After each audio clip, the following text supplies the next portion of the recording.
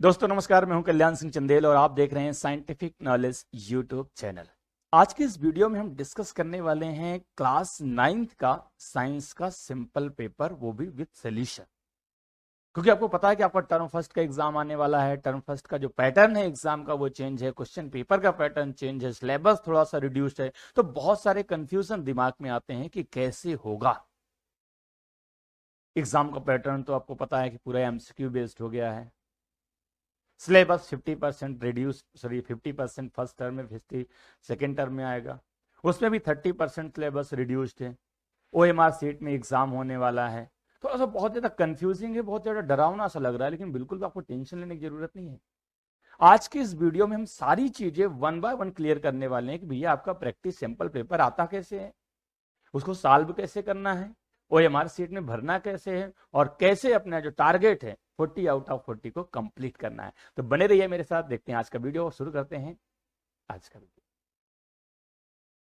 चलिए तो सीधे हम आ जाते हैं सिंपल पेपर में। तो आप देख रहे हैं हम बात कर रहे हैं प्रैक्टिस सिंपल पेपर की। सिंपल पेपर का पैटर्न लास्ट लेक्चर में हमने डिस्कस किया था, आपने देखा भी होगा किस तरह से आपका एग्जाम पैटर्न आने वाला है।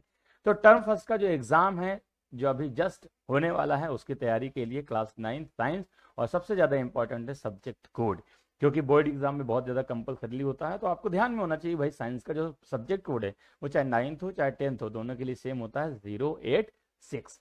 अब अगर हम बात करेंगे टाइम ड्यूरेशन की, तो आपका जो एग्जाम होने वाला है वो 90 मिनट्स का, यानी 1.5 घंटे का रहेगा, और जो आपका मैक्सिमम मार्किंग होगी वो होगी 40 मार्क्स की।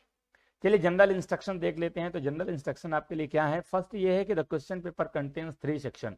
जिस तरह से यहाँ पर सेक्शन ए लिखा हुआ है, ऐसा ही सेक्शन बी और सेक्शन सी भी रहेगा। तो क्वेश्चन पेपर आपके 3 सेक्शन में रहेगा। जो फर्स्ट सेक्शन होगा सेक्शन ए, उसमें आपके 24 क्वेश्चन पूछे जाएंगे, जिसमें आपको 20 क्वेश्चन अटेम्प्ट करने हैं, यानी 4 क्वेश्चन आप स्किप कर सकते हैं। पर ध्यान रखना, 4 क्वेश्चन वही स्किप करना जो आपको नहीं आते हैं, ठीक है।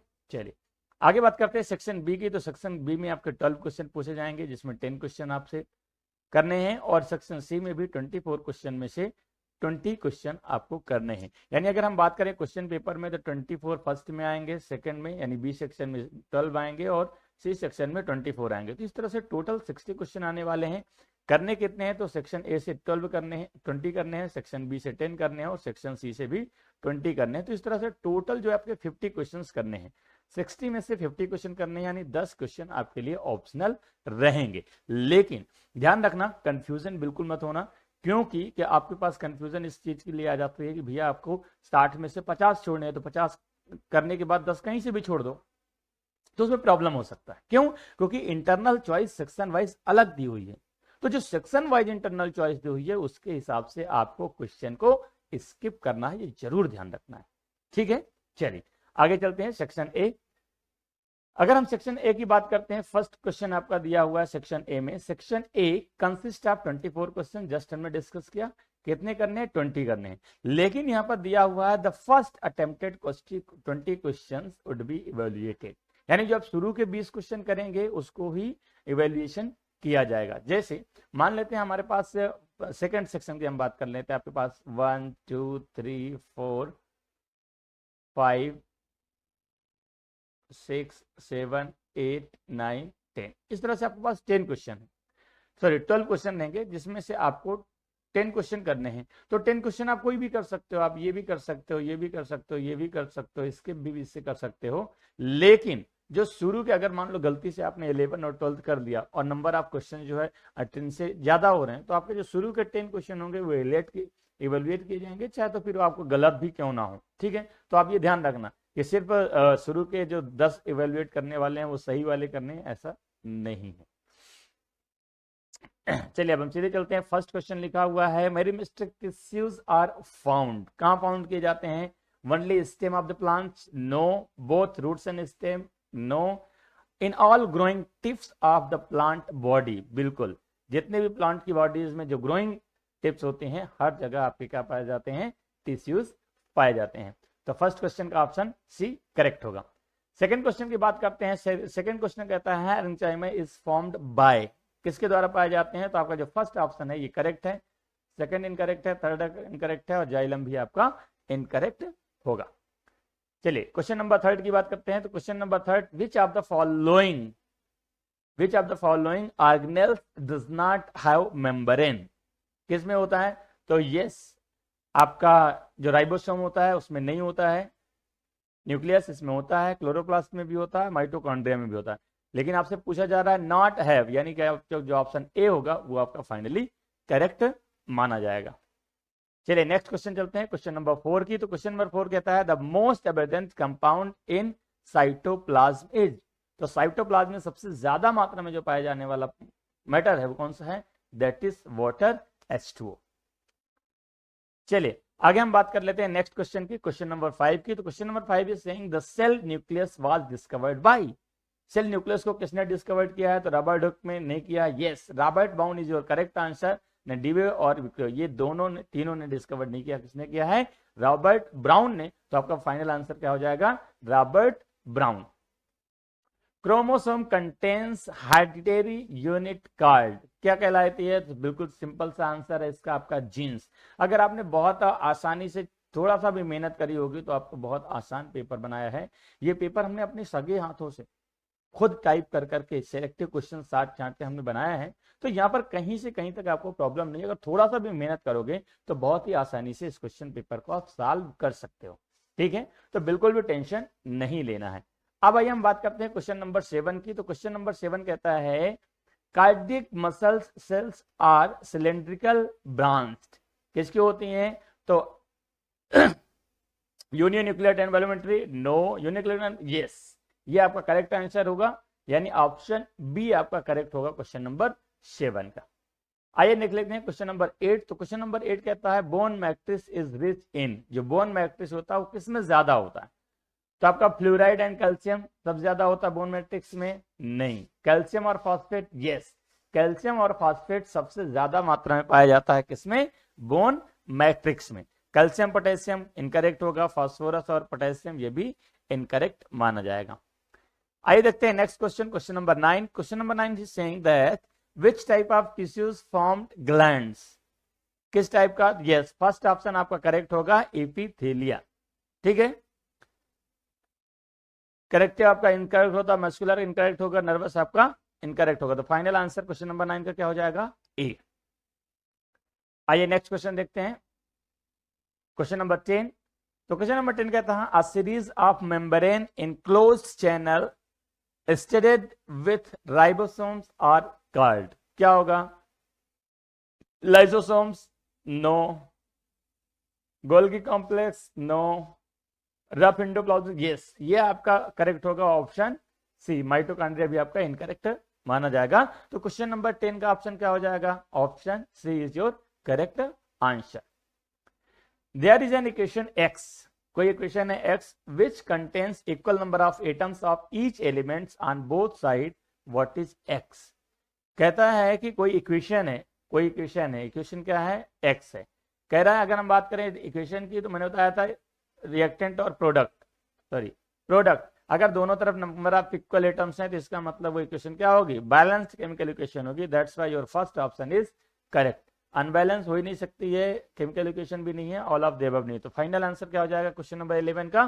क्वेश्चन नंबर 11 का final option is correct, option A, a balanced chemical equation. अब हम बात कर लेते हैं क्वेश्चन नंबर 12 की। तो क्वेश्चन नंबर 12 कहता है the numerical ratio of displacement of distance for a moving object is. Numerical ratio displacement और to distance for moving object क्या होगा? इक्वल और लेस देन 1, यानी ऑप्शन डी आपका करेक्ट होगा। ठीक है, क्योंकि ऑलवेज लेस देन 1 हो ही नहीं सकता है, इक्वल टू 1 हो ही नहीं सकता है, मोर देन 1 हो ही नहीं सकता है, या तो इक्वल होगा या तो लेस देन 1 होगा। तो आपका क्वेश्चन नंबर 12 का कौन सा करेक्ट हो गया? Option D.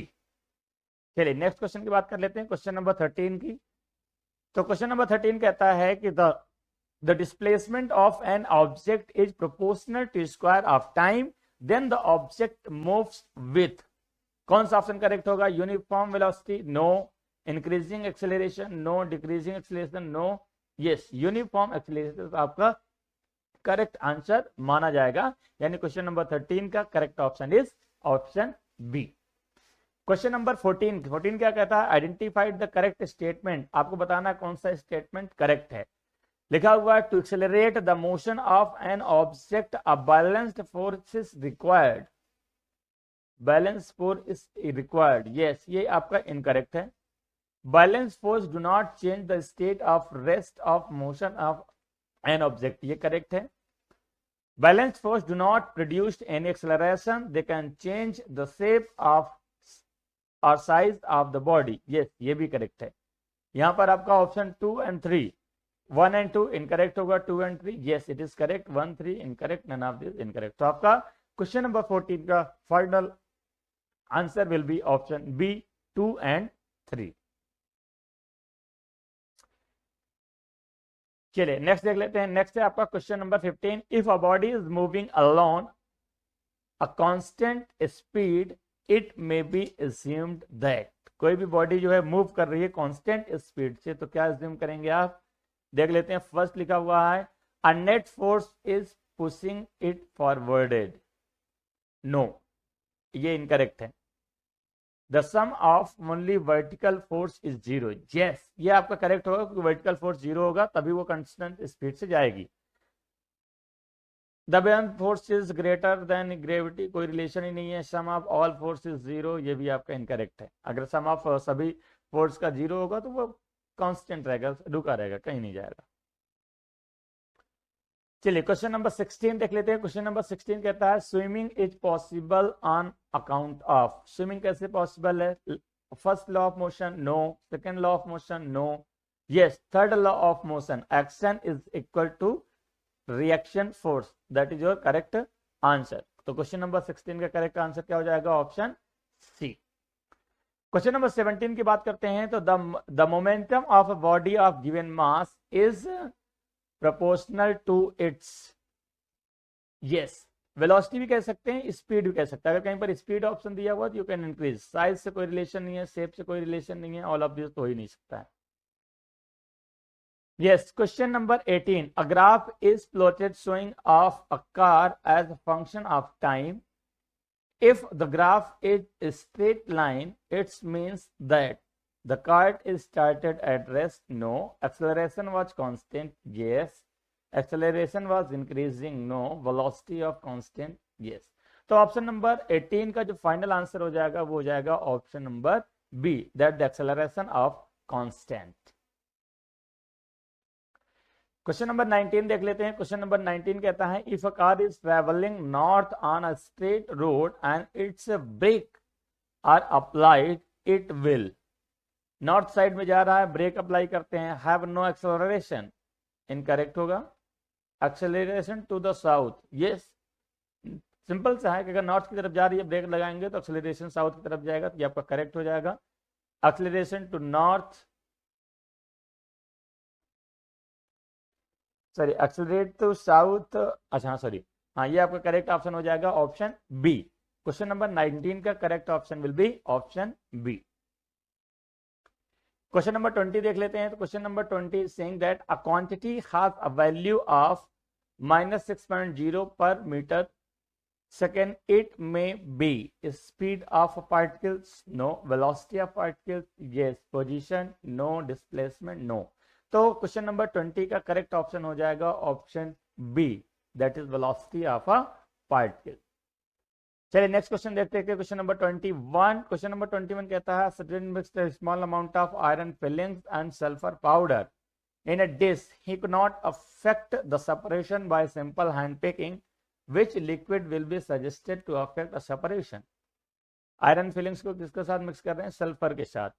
बिल्कुल सल्फर के साथ मिक्स कर रहे हैं तो कोल्ड वाटर में कोई रिलेशन नहीं, कैरोसिन में कोई, बॉइलिंग वाटर हो चाहे cold water that is same.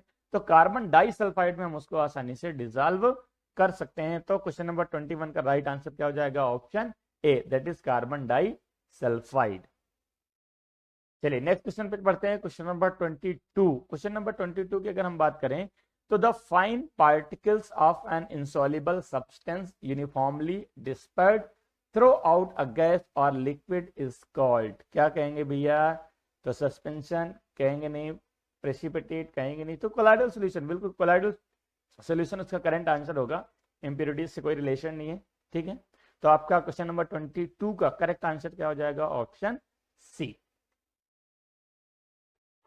चलिए क्वेश्चन नंबर 23 देख लेते हैं। क्वेश्चन नंबर 23 कहता है which of the following will show Tyndall effect. Tyndall effect कौन शो करेगा? तो starch solution, yes starch solution. Starch को वाटर के साथ मिक्स कर दो तो लाइट अगर डालेंगे तो स्कैटर होता है, मतलब that is Tyndall effect. Sodium chloride हो ही नहीं सकता, शुगर सोल्यूशन भी नहीं हो सकता, और कॉपर सल्फेट सोल्यूशन नहीं होता। देखो टिंडल इफेक्ट कोई बहुत बड़ा तोप नहीं है, मैंने बताया ना कि बहुत सिंपल कंसेप्ट है। अगर आपने मान लेते हैं कोई भी सोल्यूशन लिया हुआ है, उस सोल्यूशन में कोई भी सोल्यूशन भरा हुआ है, अब यदि आप लाइट यहां से डालेंगे तो लाइट डालने पे क्या होगा, जो लाइट की जो पार्टिकल्स जाएंगे वो क्या हो जाएंगे, यदि वो सीधे निकल जाते हैं तो इसका मतलब वो ट्रांसपेरेंट है। लेकिन अगर वो पार्टिकल से टकरा के लाइट स्कैटर्ड होती है, फैलती है, तो उसी को बोल देते हैं टिंडल इफेक्ट। तो दैट्स वाई स्टार सोल्यूशन में क्या होता है, जो पार्टिकल साइज होता है वो थोड़ा सा बड़ा होता है, दैट्स वाई लाइट स्कैटर्ड होती है। करेक्ट। चलिए नेक्स्ट दे लेते हैं the size of the colloidal solution. Yes colloidal solution का साइज कितना होता है? तो 1 to 100 नैनोमीटर होता है। इतना होता ही नहीं है, इतना होता नहीं। ये तो आपका ऑप्शन 24 का A that is your correct answer.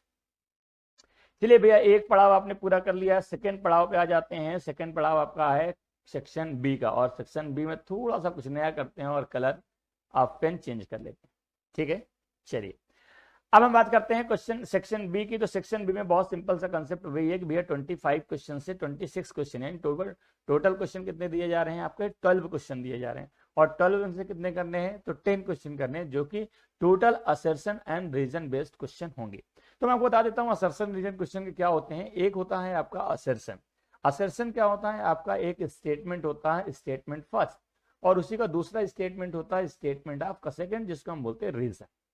ठीक है, अब यहां पर होता क्या है कि दोनों स्टेटमेंट में कौन सा करेक्ट है कौन सा इनकरेक्ट है, दोनों का आपस में रिलेशन क्या है, ये आइडेंटिफाई करना रहता है। और उसी के बेस पे आपके 4 ऑप्शन होते हैं, यानी जो 4 ऑप्शन है वो सारे क्वेश्चन के लिए सेम रहेंगे। जैसे फर्स्ट क्वेश्चन कहता है कि बोथ ए एंड आर, यानी दोनों स्टेटमेंट क्या है? ट्रू है, करेक्ट है, and R is the correct explanation of A. यदि रीजन असर्शन का करेक्ट एक्सप्लेनेशन है, दोनों स्टेटमेंट करेक्ट हैं, तो ऑप्शन ए करेक्ट होगा। ठीक है, इसी तरह अगर हम बात करें ऑप्शन बी की, तो ऑप्शन बी कहता है कि both A and R true, यानी दोनों स्टेटमेंट करेक्ट हैं, but R is not the correct explanation of A. लेकिन दोनों का आपस में कोई रिलेशन नहीं है, दोनों इंडिविजुअल करेक्ट हैं। तब आपका ऑप्शन कौन सा करेक्ट होगा? Option B. ऑप्शन सी कहता है कि ए इज ट्रू, यानी जो फर्स्ट स्टेटमेंट है वो ट्रू है, लेकिन जो सेकंड स्टेटमेंट है वो फॉल्स। और अगर आपका ऑप्शन डी कि फर्स्ट आपका फॉल्स है, सेकंड करेक्ट है, तो आपका ऑप्शन डी सिलेक्ट किया जाएगा। तो ये जो ऑप्शंस हैं ये सारे असर्शन रीजन क्वेश्चन के लिए सेम होंगे, इसलिए बिल्कुल भी टेंशन लेने की आवश्यकता नहीं है। चलिए हम फटाफट आगे बढ़ते हैं, जैसे स्टेटमेंट देखते हैं। चलिए फर्स्ट आप बात करते हैं हम क्वेश्चन नंबर 25 की। तो क्वेश्चन नंबर 25 कहता है true solution exhibit Tyndall effect. जो ट्रू सोल्यूशन है वो टिंडल इफेक्ट शो करता है? नो, ट्रू सोल्यूशन कभी भी टिंडल इफेक्ट शो नहीं करता। यानी पहला स्टेटमेंट आपका क्या हो गया? इनकरेक्ट हो गया। And true solution particles are very large in size.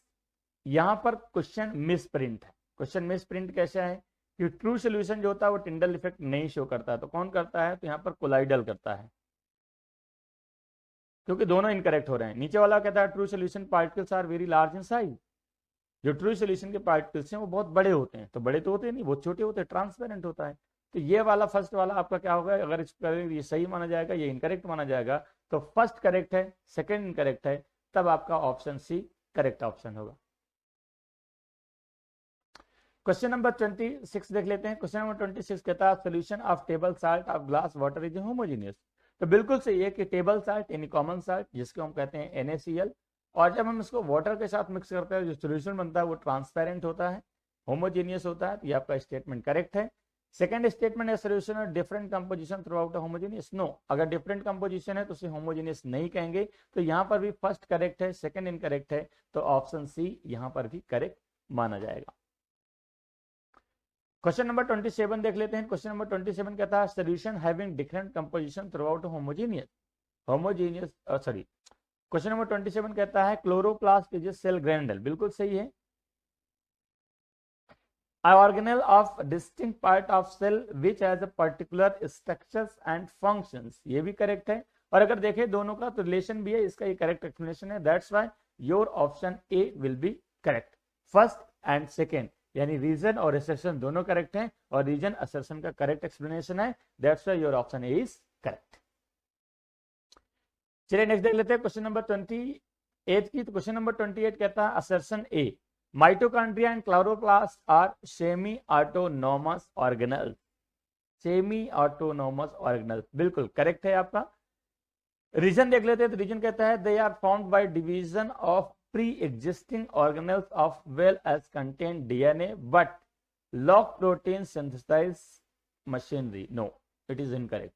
तो फर्स्ट करेक्ट है, सेकंड इनकरेक्ट है, तो ऑप्शन सी आपका करेक्ट माना जाएगा। यहां पर देखो हम बहुत ज्यादा डिटेल में नहीं जा रहे, क्योंकि अगर बहुत ज्यादा डिटेल लेके क्वेश्चन को समझाने बैठ जाएंगे तो मुझे लगता है ये क्वेश्चन, ये वीडियो जो है बहुत लंबा चला जाएगा, इसलिए सिर्फ हम डायरेक्ट करेक्ट ऑप्शन पे चले आते हैं। ठीक है, आइए देख लेते हैं क्वेश्चन नंबर 29। लिखा हुआ है epithelial tissues protect the underlying and overlying tissues. ये बिल्कुल करेक्ट है। लिखा हुआ है materials of exhaust in the surface across a epithelial tissues. ये भी करेक्ट है, बट अगर इन दोनों के रिलेशन की बात की जाए तो इनका आपस में कोई भी रिलेशन नहीं है, यानी ए और आर दोनों ट्रू है but R is not correct तो of A, that's why your option B is correct. यहां पर ऑप्शन बी आपका करेक्ट माना जाएगा। आइए देख लेते हैं असर्शन क्वेश्चन नंबर 30 का।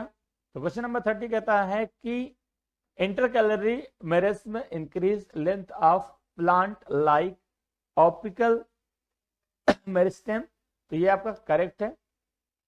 आगे लिखा हुआ है इंटरकैलरी फ्रॉम द एपिकल, ये भी करेक्ट है और यहाँ पर फर्स्ट सेकंड का एक्सप्लेनेशन भी है, that's why your option A will be correct.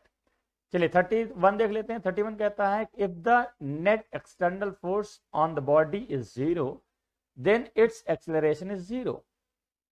तो यहां पर ये स्टेटमेंट बिल्कुल करेक्ट है। Acceleration does not depend on force, acceleration depend नहीं करता है, ये इनकरेक्ट है। तो फर्स्ट करेक्ट, सेकंड इनकरेक्ट, यानी ऑप्शन सी करेक्ट माना जाएगा।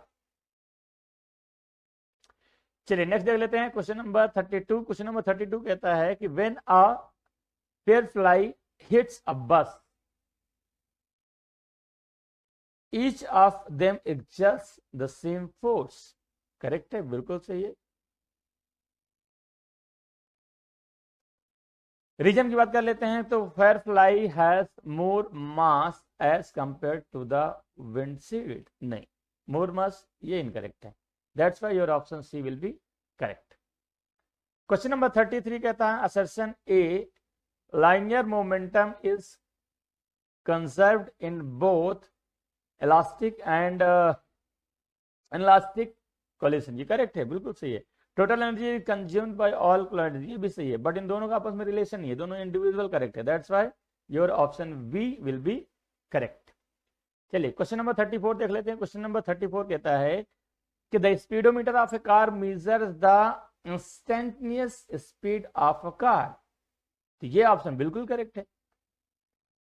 Average speed is equal to the total distance covered by an object divide by the total time taken. तो ये भी करेक्ट है, दोनों स्टेटमेंट आपका करेक्ट है।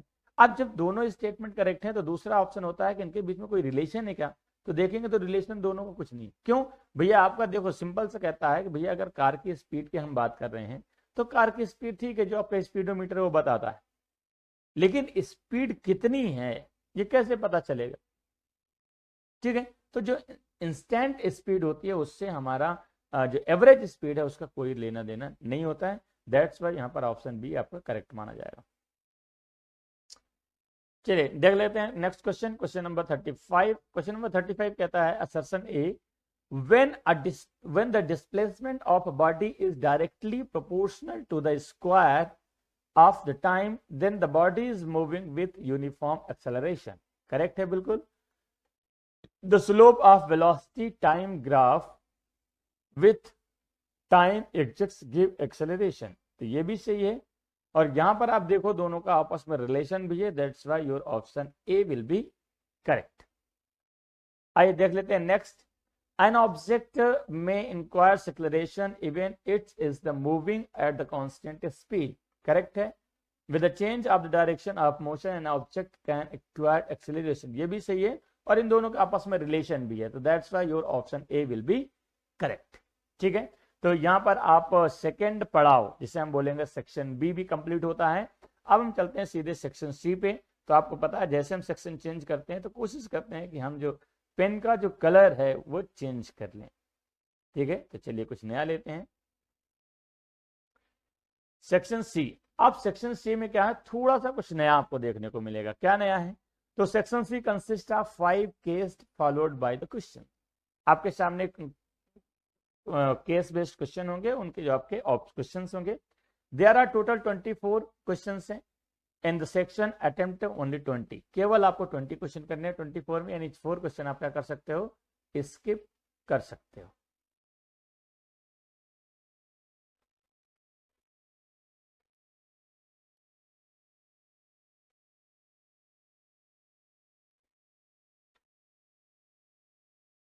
चलिए अब हम सीधे बढ़ते हैं क्वेश्चन की ओर। चलिए अब यहां पर क्वेश्चन कैसे करना है, तो मैंने बताया था कि भैया आपको सबसे पहले जो क्वेश्चन दिया हुआ है उसको पढ़ना है।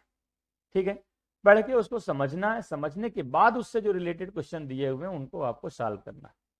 ठीक है, चलिए देख लेते हैं केस 1 क्या दिया हुआ है। लेकिन यहां पर मैं स्पष्ट आपको बता देता हूं कि भैया जिस तरह से लैंग्वेज में होता है, हिंदी या इंग्लिश में लैंग्वेज होता है कि अनसीन पैसेज दिया होता है, उससे रिलेटेड क्वेश्चन दिए होते हैं, आपको सॉल्व करने होते हैं।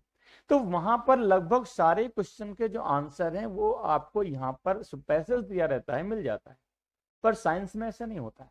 साइंस में यदि आपका कंसेप्ट क्लियर है तो ही आप उसका आंसर दे पाओगे। उसका आंसर डायरेक्ट यहां मिल जाएगा ऐसा जरूरी नहीं है। करके देख लेते, समझ में आ जाएगा। लिखा है होमोजेनियस मिक्सचर ऑफ 2 और मोर सब्सटेंसेस कॉल्ड ट्रू सॉल्यूशन। दो सॉल्यूशन का जो होमोजेनियस मिक्सचर होता है उसे क्या बोलते हैं, सॉल्यूशन कहते हैं। It consist of solute and solvent. इसमें दो कंपोनेंट्स होते हैं, एक को बोलते हैं सॉल्यूट, दूसरे को solvent. The particle size of the true solution is less than 1 nanometre. जो आपका ट्रू सॉल्यूशन होता है उसके पार्टिकल का साइज 1 नैनोमीटर से कम होता है। A suspension has the heterogeneous mixture in which the solute particles do not dissolve but remain suspended and throughout the bulk of the medium, and a colloidal solution of a mixture that is actually heterogeneous but appears to be homogeneous as the particles are uniformly spread throughout the solution। ये आपका है passage. आप passage आपने पढ़ लिया, समझ भी लिया होगा, आपको ध्यान में भी आ गया होगा क्या क्या चीजें उसमें दी हुई है। अब हम बात करते हैं भैया इसमें जो क्वेश्चन दिए हुए उनका रिलेशन पैसेज में कितना है। जैसे लिखा हुआ है which of the following is most stable. आप बताइए पूरे पैसेज में कहीं पर स्टेबिलिटी को लेकर कोई चर्चा है क्या, कि कोलाइडल सॉल्यूशन ज्यादा स्टेबल होगा, ट्रू सॉल्यूशन ज्यादा स्टेबल होगा, या फिर जो सस्पेंशन होगा वो है क्या, नहीं। लेकिन आपका कंसेप्ट क्लियर है कि भैया ये हमें पता चल गया कि 3 प्रकार के सॉल्यूशन होते हैं, तीनों में पार्टिकल का साइज अलग अलग होता है और उनकी स्टेबिलिटी भी डिफरेंट डिफरेंट होती है। तो सबसे ज्यादा स्टेबल कौन होगा, तो ट्रू सॉल्यूशन होता है, क्योंकि पार्टिकल के साइज लगभग सिमिलर है, आपको आइडेंटिफाई हो नहीं सकता है कौन सा पार्टिकल किधर का है, दैट्स वाई स्टेबल। ठीक है, अगला क्वेश्चन देख लेते हैं। तो नेक्स्ट क्वेश्चन कहता है क्वेश्चन नंबर 38 लिखा है which type of mixture can be separated by filtration. अब यहां पर भी आपको पार्टिकल का साइज दिया हुआ है, लेकिन ये नहीं बताया गया ये कंपोनेंट्स का साइज ज्यादा है या सॉल्वेंट के ज्यादा है। तो नॉर्मल तौर पर जो सस्पेंशन होता है वो हेट्रोजीनियस मिक्सचर होता है, पार्टिकल्स को आप आइडेंटिफाई कर सकते हो, इसलिए आपका ऑप्शन सी करेक्ट माना जाएगा। क्वेश्चन नंबर 39 की बात कर लेते हैं। तो which statement is incorrect about Tyndall effect. Tyndall effect के लिए अगर हम बात करें कौन सा स्टेटमेंट इनकरेक्ट है, तो देख लेते हैं। Size of the particle cases टिंडल effect, बिल्कुल सही है, साइज पार्टिकल का बड़ा होता है तो टिंडल इफेक्ट होता है। If particles are very tiny there will be no Tyndall effect, बिल्कुल सही है, अगर पार्टिकल बहुत छोटे होते हैं तो लाइट सीधे बाहर निकल जाएगी। ट्रू सॉल्यूशन शो टिंडल इफेक्ट, बिल्कुल नहीं, true solution Tyndall effect show नहीं करते हैं। तो आपका इनकरेक्ट स्टेटमेंट कौन सा हो गया, आपका ऑप्शन एफ, ये आपका इनकरेक्ट होगा। तो आपका फाइनल आंसर कौन सा करेक्ट हो जाएगा, ऑप्शन एफ। अच्छा यहां पर थोड़ा सा मिस्टेक हो गया है, डी ई एफ जी हो गया, सॉरी एबीसीडी होना चाहिए, हो गया थोड़ा सा मिस्टेक, खैर मैनेज करना उसको। चलिए which is the correct order of stability of solution. Solution का करेक्ट ऑर्डर क्या है स्टेबिलिटी का, तो मैंने बताया था सबसे ज्यादा स्टेबल कौन सा होता है, तो आपका होता है ट्रू सॉल्यूशन। तो सबसे ज्यादा ट्रू सॉल्यूशन स्टेबल है, फिर कोलाइडल है, फिर सस्पेंशन है, तो फाइनल आंसर क्या हो जाएगा, ऑप्शन डी। क्वेश्चन नंबर 41 कहता है choose the correct match. Correct match colloidal solution कौन होगा? तो कोलाइडल सोल्यूशन आपका मिल्क हो जाएगा। सस्पेंशन कौन होगा? चाक पाउडर हो जाएगा। टू सोल्यूशन कौन हो जाएगा? शुगर सोल्यूशन हो जाएगा। तो इसका हो जाएगा ए का 2, बी का 3, सी का 1, A B C 2 3 1, A B C 2 3 1। Yes, option A आपका करेक्ट होगा। अब यहाँ पर देखिए जो हमने क्वेश्चन सभी किए हैं, यहाँ पर आपका पैसे से कोई भी रिलेशन नहीं है, इसलिए आपको सावधानी रखनी है कि भैया अनसीन पैसे जाएगा, इसलिए टेंशन नहीं लेना है, पढ़ना नहीं है, तो उसके लिए आपका भुगतान करना पड़ेगा, प्रॉब्लम हो सकता है। चलिए अब हम बात करते हैं नेक्स्ट केस की, जो कि बायोलॉजी से दिया हुआ है। टाइम अपने पास थोड़ा सा कम है, क्योंकि अगर हम पढ़ने और समझाने में लग जाएंगे तो समय बहुत हो जाएगा, वीडियो बहुत लंबा हो जाएगा, तो आपको समय कम लगेगा। चलिए सीधे हम आंसर पे आ जाते हैं, क्योंकि ऑलरेडी आपने इसका जो पीडीएफ फाइल है वो डाउनलोड कर रखा होगा, तो आपको सॉल्व करने में आसानी रहेगी। तो what type of cell are present in on the outer layer of the back tree trunk? तो आपका इसमें कौन सा हो जाएगा? एपिडर्मिस। क्वेश्चन नंबर 43 कहता है the trunk of tissues increase in breadth because the मेटेटिक एक्टिविटी इन द, किसमें होगी? वो हो जाएगा आपका मेटेमेटिक टिश्यूज में। क्वेश्चन नंबर 44 क्या कहता है? Cell wall is cork is impressive to water that goes to the presence of tamarin. Question number 45 क्या कहता है? At some places the epidermic is not continuous and बियस मॉस्किट पोर्स कार्डियस, क्या बोलते हैं उसको? स्टिमेटा कहते हैं। करेक्ट ऑप्शन ए हो जाएगा। क्वेश्चन नंबर 46 कहता है which of the following is an epidermal cell? कौन सा कहलाता है? तो गार्ड सेल, यस, ये भी। रूट सेल भी कहलाता है, ये भी कहलाता है, यस। तो आपका लास्ट ऑप्शन करेक्ट हो जाएगा option D, that is all of this. Case third की बात कर लेते हैं, तो ये भी आपका बायोलॉजी से दिया हुआ है, ठीक है। तो बहुत सिंपल है, बहुत सिंपल है, लेकिन रीजन वही है कि उसका जो आंसर है वो वहां से नहीं मिलने वाला है, क्योंकि आपका कंसेप्ट क्लियर होना चाहिए। आपको वहां से हिंट मिल सकती है, जो केस बेस्ड क्वेश्चन होते हैं, जो पैसेज दिया हुआ था वहां से आपको हिंट बहुत आसानी से मिल सकती है। आई यूजुअली, चलिए मैं पढ़ लेता हूँ। Various colours of flowers is due to, किसकी वजह से होता है? तो क्लोरोप्लास्ट, क्रोमोप्लास्ट की वजह से। How does the aroma and the flower spread in the air? Diffusion, in the process of diffusion. 49 कहता है कि plastids that the white in color, yes, leucoplast. Question number 50 कहता है कि plastids are present in, yes, इसमें भी होता है, प्लांट में भी होता है, तो ऑप्शन बी करेक्ट हो, सी करेक्ट हो जाएगा, both A and B. Question number 51, the main functional unit of chloroplast are stroma, yes, Gyrena is your correct answer. आइए नेक्स्ट क्वेश्चन बात करते हैं, क्वेश्चन नंबर 52। ये क्वेश्चन नंबर 52 आपके पैसे से रिलेटेड नहीं है, लेकिन ये भी आपका केस बेस्ड क्वेश्चन है, क्योंकि आपको इसमें फिगर दे दिया गया है, उसका स्टडी करना हो, फिर आपको आंसर देना है। लिखा हुआ है from the given you -t graph it's can be inform that the object is, आपका ऊपर v जा रहा है, इधर आपका टाइम जा रहा है, ध्यान से देखेंगे, तो इसका मतलब क्या है कि यूनिफॉर्म मोशन है? नो, यस, रेस्ट में है, बिल्कुल। तो आपका ऑप्शन बी करेक्ट हो जाएगा। क्वेश्चन नंबर 53 लिखा हुआ है 4 cars A B C D are moving on the labelled road, ये आपकी रोड है और ये कार आपकी मूव कर रही हैं। Their distance versus time graph are shown in the adjacent figure, choose the correct option। यानी आपका जो कार है वो कार कौन कौन सी हैं? ए है, बी है, डी है, सी है, कारें हैं। ये टाइम है और ये डिस्टेंस है। अब आपके पास ऑप्शन क्या है वो देख लेते हैं। तो ऑप्शन ए कहता है A car is the faster than D, A D से फास्टर है? नहीं, दो चीजें देखना, डिस्टेंस किसका ज्यादा है? डी का। टाइम कम किसका लग रहा है? डी का। तो जब स्पीड किसका हो जाएगा? डी का हो जाएगा। तो डी जो है, ए फास्टर है डी से, ये इनकरेक्ट होगा। Car B is the slowest, car B slowest है, क्यों? टाइम ज्यादा ले रहा है, डिस्टेंस कम कवर कर रहा है, तो आपका ये करेक्ट हो जाएगा। Car D is faster than C, D C से फास्टर है? नहीं, सी फास्टर है। जो डिस्टेंस ज्यादा कवर करे, टाइम कम ले, उसका डिस्टेंस स्पीड ज्यादा है। Car C is the slowest, नहीं, फास्टेस्ट है। तो आपका ऑप्शन बी करेक्ट होगा। आइए देखते हैं नेक्स्ट क्वेश्चन। नेक्स्ट क्वेश्चन कहता है, क्वेश्चन नंबर 54 कहता है कि velocity time graph of an object is given below, the object has, velocity दिया हुआ मीटर पर सेकंड, टाइम दिया हुआ सेकंड में। ग्राफ ध्यान से देखना, uniform velocity no, uniform speed no, uniform yes, ये आपका सही हो जाएगा। वेरिएबल एक्सेलरेशन से कोई रिलेशन ही नहीं है। तो क्वेश्चन नंबर 54 का जो करेक्ट आंसर होगा दैट इज ऑप्शन सी। चलिए ये आपका इंपॉर्टेंट क्वेश्चन है थोड़ा सा। विच of the following graph is not possible, ये पॉसिबल है, ये आपका ग्राफ पॉसिबल नहीं है। क्या पॉसिबल है? क्या कि वेलोसिटी चेंज हो रही है, टाइम चेंज हो रहा है, और टाइम चेंज होने के साथ साथ वेलोसिटी इस तरह से घूम रही है, तो ये आपका इनकरेक्ट हो जाएगा। तो ऑप्शन इनकरेक्ट ही पूछ रहा है, that's why your option B will be correct, और बाकी सब ठीक है। क्वेश्चन नंबर 56 की बात कर लेते हैं। If the mass of a body is doubled, यदि किसी बॉडी का मास डबल कर दी जाए and its velocity become half कर दी जाए, then the linear momentum of the body will be क्या होगा? रिमेन सेम होगा। एक को डबल कर दिया, एक को आधा कर दिया, सेम। तो option A is correct answer.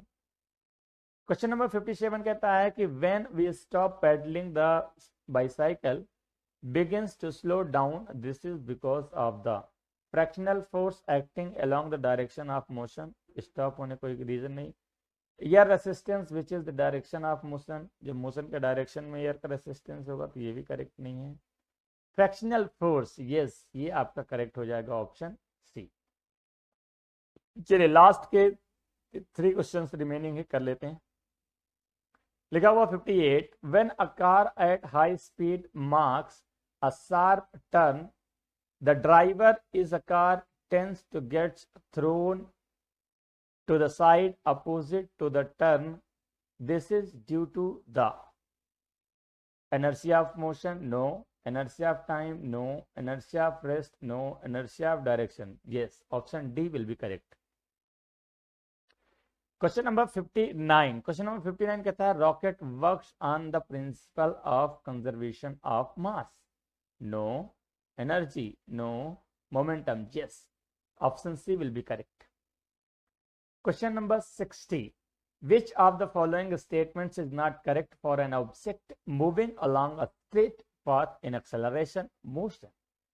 Its speed keeps changing no, its velocity always changes no, it's always go away from the earth, हाँ ये आपका करेक्ट होगा। तो ऑप्शन सी करेक्ट होगा क्वेश्चन नंबर 60 का। तो बेटा इस तरह से हमने पूरा का पूरा जो क्वेश्चन पेपर है वो हमने बहुत आसानी से सॉल्व कर लिया है। आपने देखा होगा कि टाइम ड्यूरेशन जो है वो बहुत कम लगा हुआ है, क्योंकि हम उतनी ही आसानी से क्वेश्चन पेपर को सॉल्व कर रहे थे। आपके लिए थोड़ा सा चैलेंजिंग जरूर है कि 60 क्वेश्चन 90 मिनट्स, जो कि थोड़ा सा कम है, क्योंकि फर्स्ट टाइम हम OMR बेस्ड सीट ले रहे हैं, उसमें भरने वाले हैं। तो चलिए इसमें एक छोटा सा पॉइंट जो बचा हुआ है वो मैं बता देता हूं। मैंने बताया था कि भैया मैं बताऊंगा कि आपको क्वेश्चन पेपर को सॉल्व कैसे करना है। सॉल्व कर लिया, आपको ऑप्शन करेक्ट हो गया। आप जैसे मान लेते हैं हमारे पास क्वेश्चन नंबर 1, तो क्वेश्चन नंबर 1 के सामने आपके ऑप्शन लिखे रहेंगे, option A, option B, option C और ऑप्शन डी। तो इनमें से आपका ऑप्शन सी करेक्ट है, तो ऑप्शन सी को ही फिल करना है। लेकिन कोशिश कैसे करना है कि बिल्कुल भी एक भी गैप नहीं रह जाए। तो सबसे पहले जो हमारा पेन है उसको हम क्या करेंगे, उसके आउटर बॉडी में, जो आउटर बॉडी है उसको हम फिल कर लेंगे। तो ये अभी हम प्रैक्टिस कर लेंगे, तो जब एग्जाम देने बैठेंगे तो हमें ज़्यादा टेंशन नहीं होगा। क्यों? क्योंकि यहाँ पर तो स्कूल लेवल में एग्जाम होने वाला तो प्रॉब्लम नहीं है, लेकिन अगर ये एग्जाम बाहर जाता है, जैसे 10th बोर्ड का बाहर जाएगा, तो वहाँ पर OMR शीट्स कंप्यूटर से चेक होती हैं, तो इसलिए आपको करेक्ट ऑप्शन भरा होना चाहिए। तो इसमें आपको टिक नहीं करना, सिर्फ आपको भर देना है, ठीक है। तो इस तरह से आपका इस तरह से क्वेश्चन का आंसर देना है। तो ये रहा क्वेश्चन जिसके बारे में आपने काफी समय से इंतजार किया। आपके पास सोल्यूशन नहीं था, आपके पास PDF फाइल थी, तो यहाँ पर मैंने आपका सोल्यूशन भी डाल दिए हैं। सोल्यूशन आप ध्यान से पढ़ना, समझना, कोशिश करना। कुछ भी डाउट रहता है तो कमेंट सेक्शन में लिखना, मैं जवाब जरूर दूंगा। वीडियो यदि आपके लिए हेल्पफुल लगता है, आपको लगता है कि इट इज़ बेनिफिशियल, तो आप लाइक कर सकते हैं, दोस्तों में शेयर कर सकते हैं। और अगर आप हमारे चैनल में नए हैं, पहली बार देख रहे हैं, तो इसको सब्सक्राइब कर लीजिए, क्योंकि आगे आने वाले समय में 10th 11th 12th से संबंधित जो भी क्वेश्चंस हैं, जो भी सोल्यूशन है, मैं आपको प्रोवाइड करता रहता हूं। और मेरा जो मेन टॉपिक है वो सबसे ज्यादा इंपॉर्टेंट है, एक्टिविटी बेस्ड लर्निंग, जिसे हम कहते हैं साइंस इज अ मैजिक, जादू नहीं विज्ञान है। तो वो सारे एक्सपेरिमेंट्स जो हैं वो मैं यहाँ कर करके आपको दिखाता रहता हूँ। तो उसके लिए आप चैनल जरूर सब्सक्राइब कर लीजिए, क्योंकि चैनल सब्सक्राइब करेंगे, बेल नोटिफिकेशन ऑन करेंगे, तो आपको सारे क्वेश्चंस के जो आंसर या जिससे हम वीडियो अपलोड करेंगे तो वो वीडियो डायरेक्टली आप तक डिलीवर्ड हो जाएंगे। ठीक है, तो thanks for watching the video, bye bye, take care. मिलते हैं नेक्स्ट सेशन में, नेक्स्ट वीडियो में, और करते हैं कुछ नया। तो thanks for watching the video, bye bye, take care, thank you.